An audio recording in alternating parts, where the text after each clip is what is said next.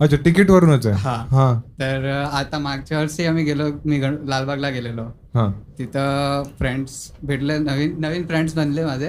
आणि हा. तिथं एक मुलगी पण चांगली, म्हणजे खूप सुंदर होती ती. हम्म.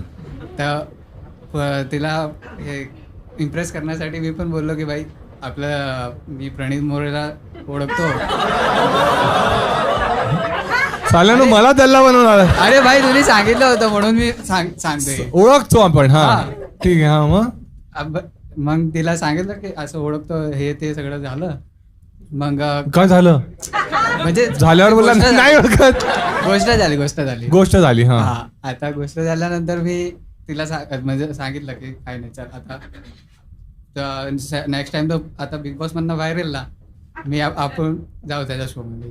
हा सगळं झालं. आता मी तुला मेसेज पण टाकलं, पण नो रिप्लाय. तुम्ही रिप्लाय केला नाही. मी नाही रिप्लाय दिला. सॉरी. हा नाही, ब्रेकअप नाही झाला. आता 30 तारखेला परत शो आहे ना, त्याच्यात आम्ही येऊ. तिला घेऊन येणार तिला आहे. घेऊन येणार. आणि मी काय बोलू, आपण दोघे एक ओळखतो. ते तुला सांगायचं. मग तुम्ही एवढं जय कसं आहेस एवढं नाही. आणि जय मागू